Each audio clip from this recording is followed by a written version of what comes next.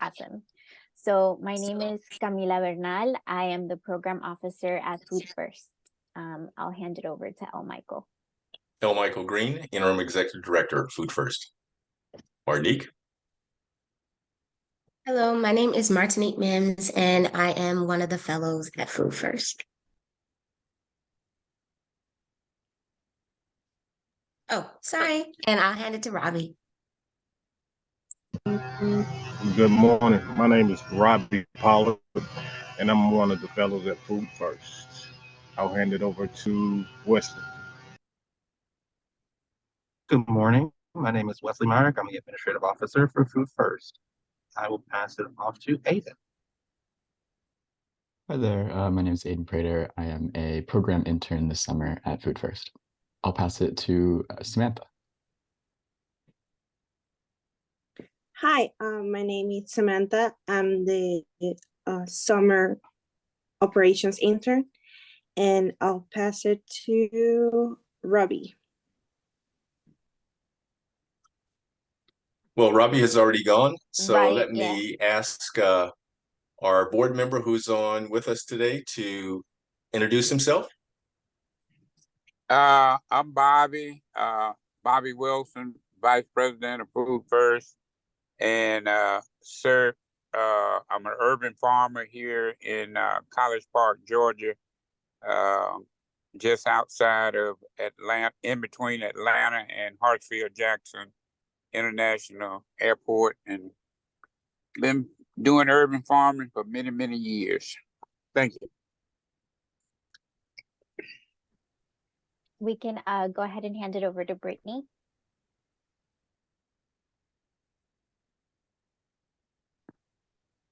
Hi, yeah, I am the communications officer here at Food First. So happy to have you on, Bobby. Thank you. Awesome. So I think that's everyone with the exception of Shakara. I'm going to do a very brief introduction. Shakara is one of our 2023 Food First Fellows. She'll be presenting her project titled Building a Black Food and Farm Cooperative Pedagogy. Shakara is based in Detroit, Michigan. She's a returning generation farmer, educator, and organizer who engages in Black agrarianism, agroecology, food sovereignty, and environmental justice as commitments of abolition and decolonization. She obtained her PhD at Michigan State University in community sustainability and works with Black farming communities in Michigan and the Mid-Atlantic. She explores participatory and decolonial research methodologies and community-centered pedagogies in the food justice, food sovereignty, and environmental justice movements. She also serves as a board president at the Detroit Black Community Food Security Network. She's a board member of the Detroit People's Food Co-op and co-founder of the Detroit Black Farmer Land Fund. She's also a member of the Black Dirt Farm Collective. We've been very fortunate to have Shakara with us for the past year and sort of sharing space and kind of really excited to see and hear the fruits of her efforts the past year. So I'll hand it over to her. And if you need to share a screen or anything like that, or you need any support, just let us know and we'll make it happen. Awesome. Thank you, Camila. Peace, everybody. Can you hear me okay? Wonderful. Thanks again for making space for me to present slightly earlier than everyone. Yeah, I'm really happy that we've come to this point, and I'm excited to share all the fruits of the work that has been done over the past year-ish or so. So I'm going to jump right into the presentation. Okay. Do you see what I see? Okay, wonderful. So before I go to the website, I'm going to go, oh, wait. Here we go.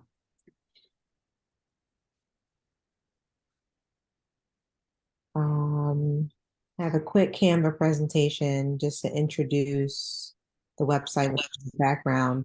So my project is building a Black agrarian cooperative pedagogy.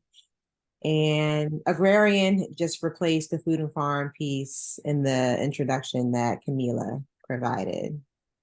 And the agenda for this presentation is fourfold. I'm going to go through the project objectives, explain a little bit about the committee, the curriculum committee that was developed, and explain a little bit about the curriculum process, and then walk everyone through the actual website. So the short-term objectives were to develop a greater understanding of how Black people learn, about cooperatives and what they need or want to participate in cooperatives, or co-ops for short. And cooperatives essentially are seen as democratic, and I'm going to get more into this when we explore the website, but just for the sake of like the background, they're seen as anti-capitalist, anti-colonial, sort of ancestral reclamation institutions as a way to push forward community economic development, economic justice, and things like that, that speak to the need to build the different worlds that around anti-capitalism that particularly people of color need because of the systems of oppression that are in place. The midterm objectives were to build a publicly accessible curriculum, because over my maybe almost 10 years of organizing within Black farming communities on certain levels, there was cooperatives is a hot topic. Cooperatives are becoming more popular, gaining more traction.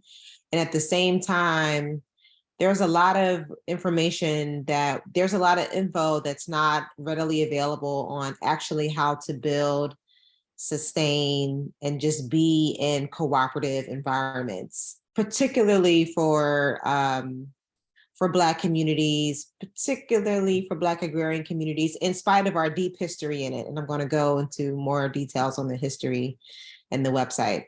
And so this curriculum was sort of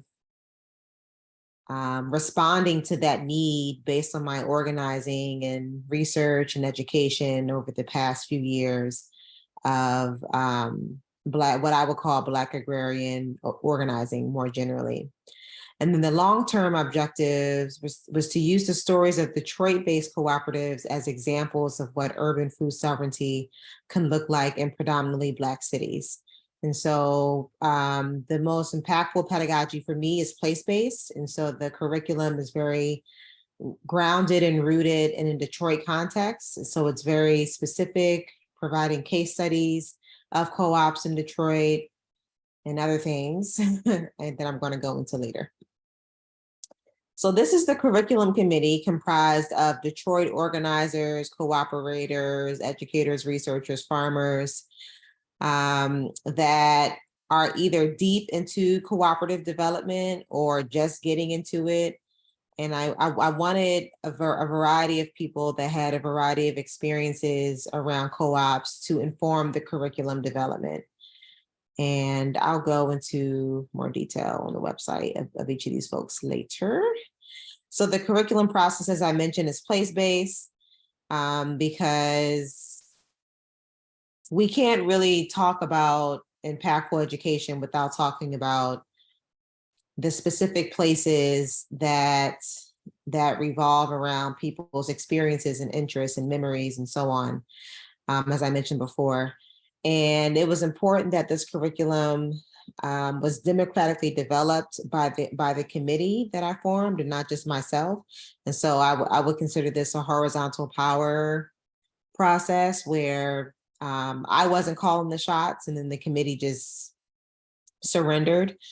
We used consensus or vote by majority to develop the curriculum topics, and we used other sharing power, horizontal power mechanisms as a way to ensure that like myself as the fellow or the project lead wasn't calling all the shots and abusing my power because I had that potential to do that, which is the cooperative principle. And this was all experimentation. I have never led a curriculum development process at all. I've done other things around curriculum, but this was my first time doing this, and it was very challenging. It's full of uncertainties, and I learned a lot of lessons. So I'm thankful for Food First for providing me with the resources and just like the time and space and energy to focus on this that I've been wanting to do for a very long time. And this is a living and evolving curriculum. So it's not just, it's not going to be like this static piece of information or static sets of information that won't be updated with the times, with events, with circumstances. And so my hope is that this work can fall under a broader Detroit cooperative ecosystem development where the community feels ownership over the curriculum and will provide feedback accordingly. And then the curriculum will be updated maybe on a yearly basis. And so more people will submit lesson plans and other types of contribution, whether it's a poem or music or a video clip of something and so on and so on. And people will feel a sense of ownership and connection to this curriculum that really grew out of our collective experiences and stories and demands as a community. So this is a screenshot of the front page of the website. This beautiful, beautiful, beautiful graphic, this image was made by Aiden. I'm so thankful. And I'm actually going to go to the website now.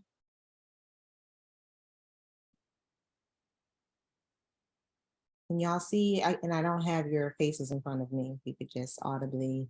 Yes, I can see the landing page of the website. Awesome. Thank you. Sorry again for that mix up.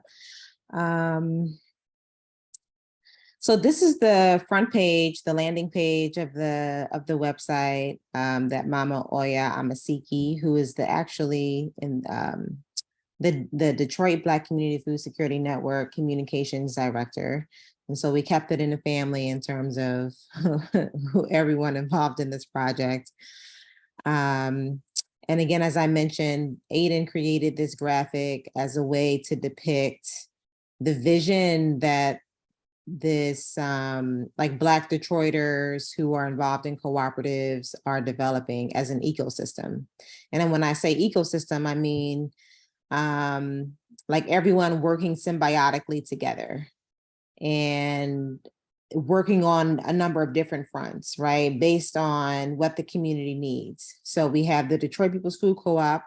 If you don't know about it, just Google it. There's tons of information on our 12 plus years of organizing a Black-owned, Black-led food retail grocery store that will be a cooperative.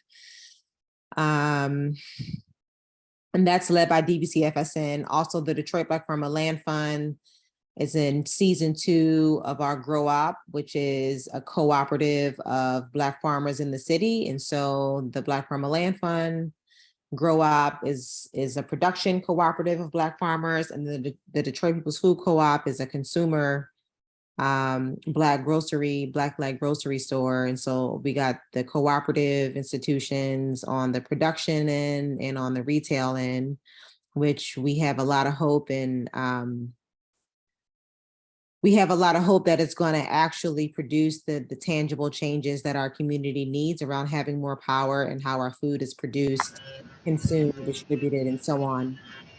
And it's not just about food, right? So we have various childcare institutions that have emerged. I mean, you all have seen me juggling mommying and work, and it can be really difficult. And so childcare is just one example of the huge, huge needs that our community needs. And so there's various childcare co-ops and collectives that have emerged to support the movement building work, right? And so when we're in meetings, organizing around building cooperative marketing plans for Black farmers in the city and setting prices and all of these things. The children need to be engaged so the adults can focus on the content. And so my partner and I actually co-stewarded the development or began the Insortima on School Co-op as a way to provide needed childcare and also grounded African-centered education for our children that doesn't currently exist in the city. Like there is no high quality African-centered school that we really need. And so we hope to build that over the next few years. And so the co-op is the beginning of that. Going back to the Detroit Community Wealth Fund is a nonprofit organization that provides trainings and workshops, and basically it serves as an incubator for cooperatives in the city, Black and not. And they have a very strong BIPOC staff, and so they're very culturally rooted and are guided by racial equity principles. Family First Solar provides solar installation to Detroiters and beyond as a way to, within the frame of energy justice and getting off the grid. And of course, you know, not feeding the systems that exploit and extract from us. And so getting us to be as energy self-reliant as possible. And so overall, this is supposed to be a depiction of the community that's emerging, not just the community that we want, like some dream, but it's actually emerging right before our eyes in this very moment. Many of these institutions have already opened, are currently operating, or will be open very soon. And it's also representative of family and culture. So for example, there's a mother with their child here on the bike. There are farms here and people working together to grow food in variety of respects. And then there's a drum circle here. There's someone or two people enjoying the sun and just each other's company under a tree on the grass next to the drum circle. And so ultimately we wanted to depict what Black joy and what Black liberation, and of course that means food sovereignty, could look like in Detroit, or will be looking like in Detroit. So this is just a take on what that is in a graphic setting. So thank you, Aiden, for capturing all of the feedback and just my dreams of what this could be. And this came out of the committee, various committee meetings. We've talked about how do we draw people in into what we're doing, how we're doing it. And so usually that's art. Like people don't always respond to this text. People need visuals, aesthetics, like really beautiful depictions of what you're talking about. And so this is our strategy of pulling people in.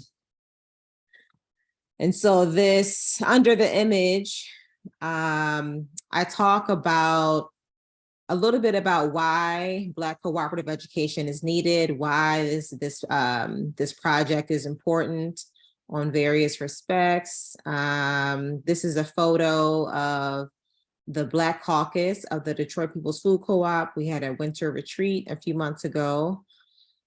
So just wanted to depict the work that's already being done. And so I also emphasize, as I did in the Canva presentation, place-based pedagogy. And I really love Jessica Care Moore, who is Jessica Care Moore's poem. She's a Detroit poet who's world renowned, and she says, "There is love inside of large movements, a migration toward dreams and prosperity manufactured by a wish and a promise of something greater. Detroiters stitch and sew and blend ideas into change. Our legacy built on the strength of our history. We, the epitome of cool. This is how we lace and walk and breathe through adversity. How we raise our children, wrap them, and pass down prayers. Detroit is all things fire and beauty. The local cooperative movement is deeply rooted in the history of Black power, of the Black Power movement." And then on, so she goes on to explain how Detroit is really ripe for all of the love and the fire and the beauty and the resistance and the struggle that the Black cooperative movement is working towards.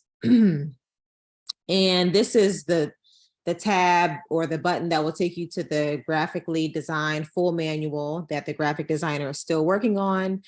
I was hoping it was going to be done by today, and it's not. He said he needed another week. And so check back in about a week or so when the manual will be done. You can just click on the link and it can be downloaded. It's about 300 pages, but the manual is also spread across the website. So the manual is a way for people to download it, print it if they want, and like hold it with them as like a sort of textbook. But then all the contents of the manual is also scattered across the website across these various tabs. So for example, I talk about how we got here, myself as a Food First Fellow, why the curriculum is needed, as I mentioned before, and then we have the team. This is Tafira Rushdan, this is B. Anthony, from the Detroit Community Wealth Fund. This is Piper Carter, who serves in a variety of political organizations. Rukia Colvin, who's with the Detroit Community Wealth Fund, and the Solutionaries Collective. Deetra is a Black farmer in the city. Baba Malik Akini, who I'm sure most of you know, he's a superstar in the Black Food Sovereignty movement. Rosie DeSantis is with the Detroit Community Wealth Fund, and myself with a number of organizations. And so this is the team. Oh, and Paul Willis, who's with the Detroit People's Food Co-op. This is the team that I aggregated as experts and organizers and so on, who have a lot of knowledge around cooperative development, and also who don't have a lot of knowledge, but also inform the curriculum in that way, like pointing out the holes that the knowledge gaps that existed based on where they were in their knowing. And so you could read about each person in more detail in their bios on the website. So I'm going to go back up to the next tab.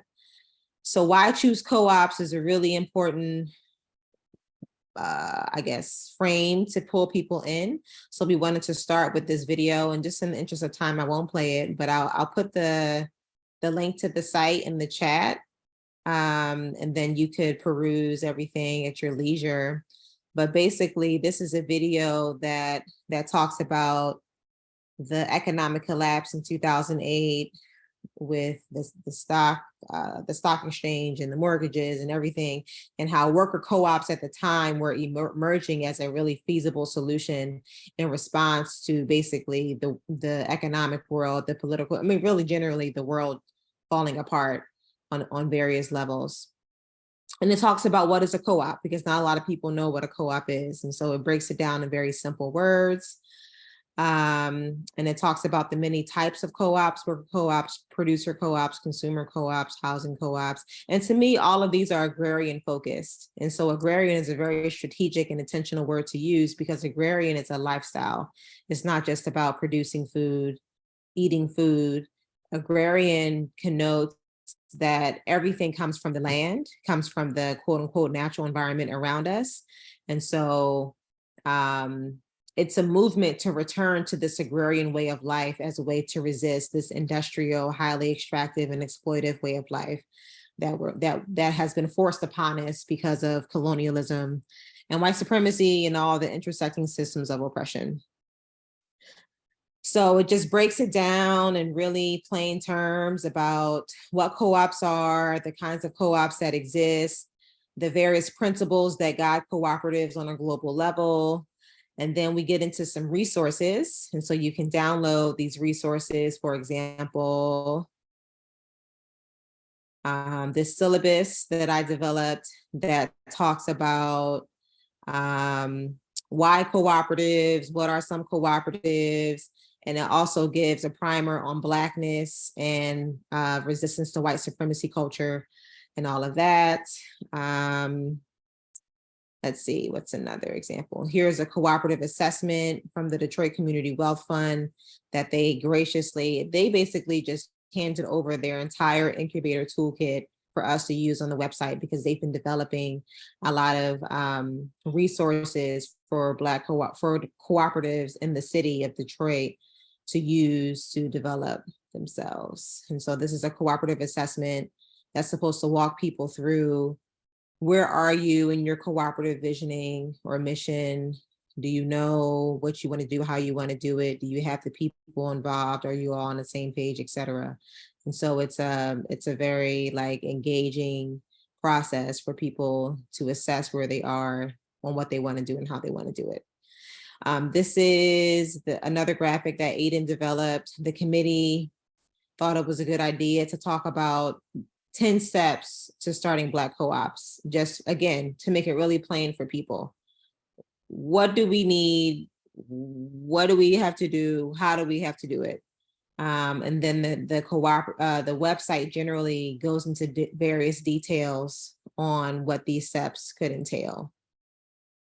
And this is a graphic of the, I always forget, I think 25 interviews I did with local Detroiters and just Black cooperators on a more national level around their experiences with co-ops. And so cooperatives, some themes that emerged were cooperatives as democratic organizations. They're community owned, they're communal spaces, they're equitably benefiting, they're anti-capitalist, they exhibit shared value systems, their ancestral ways of relating, they provide dignified jobs, and so on and so on. And so many of these themes are intersectional, which is why we have like this Venn diagram of sorts. And the culture of cooperation, which is often expressed in the Nguzo Saba or the Kwanzaa principles term, Ujamaa, is about acknowledging and co-creating a shared future, locating power within community, creating a soil where people are stepping into their gifts, consistent self and community analysis, collective intelligence in the room rises to the top. And so all of these themes were reiterated in various respects across all of the interviews that I did on what it takes to build a culture of cooperation. And of course, challenges, many challenges. We know that cooperatives are not just, as we say, roses and butterflies. It's not just going to be built overnight. It's not just something that falls out of the sky. It takes a lot of grit and tenacity and humility and just many other things. And so some challenges that were consistently expressed in the interviews were like this mindset of scarcity versus abundance, which comes from this culture of individualism, which is rooted in capitalism, which is a whole different history lesson. There are very variable understandings of power that exist in our community. Another challenge is standardizing collective business practices, lack of people capacity, practically implementing collective work and responsibility, accountability structures, so on and so on and so on. But ultimately, cooperatives can be summed up. The importance of cooperatives can be summed up to me in Mariam Kaba's quote. Mariam Kaba is a Black abolitionist out of Chicago who has really beautiful literature, really beautiful video clips. I mean, if you just Google her, she's a phenomenal organizer and speaker.